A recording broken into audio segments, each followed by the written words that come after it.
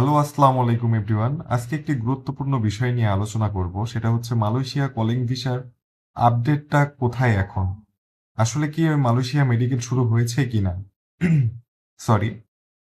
তো Malaysia calling ভিসার update ইতিমধ্যে আমরা সকলেই জানি যে মালয়েশিয়া কলিং ভিসা চালুর উদ্যোগে আমাদের বাংলাদেশ সরকার এবং মালয়েশিয়া সরকার কাজ করেছেন এবং একটি চিঠিতে তারা স্বাক্ষর করেছেন যেন খুব তাড়াতাড়ি আমাদের বাংলাদেশ থেকে মালয়েশিয়া সরকার কর্মী নিয়োগ প্রদান করতে পারে।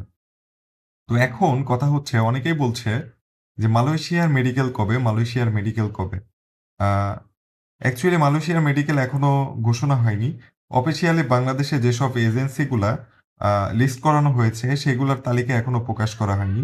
যখন এগুলার তালিকা প্রকাশ করানো হবে, ঠিক তখনই আমরা বুঝতে পারবো মালয়েশিয়ার মেডিকেল কবে। আ আরো একটি গুড নিউজ আপনাকে দেই। আমার স্ক্রিনের সামনে একটি চিঠি দেওয়া আছে। সেটি হচ্ছে মালয়েশিয়া থেকে প্রকাশ করা। তার মানে হচ্ছে ১৫ই এপ্রিল ২০২৬ থেকে তাদের কোটা আবেদনের জন্য আরো সময় বাড়ানো হয়েছে। এটি অবশ্যই FWCMS এর মাধ্যমে তারা এপ্লাই করতে পারবে। তো যাদের কোম্পানিতে কর্মী প্রয়োজন তারা নতুন করে পুনরায় আবার CMS এর মাধ্যমে তারা এপ্লাই করে তাদের কোম্পানিতে কতজন কর্মীর প্রয়োজন সেটার জন্য জানাতে পারে। এর ফলে হবে কি?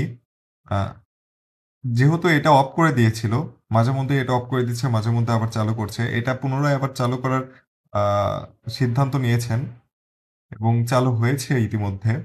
তার মানে আমরা আশা করতে পারি খুব তাড়াতাড়ি আমরা মালয়েশিয়াতে যেতে পারবো এবং মালয়েশিয়া মেডিকেল খুব তাড়াতাড়ি চালু হচ্ছে।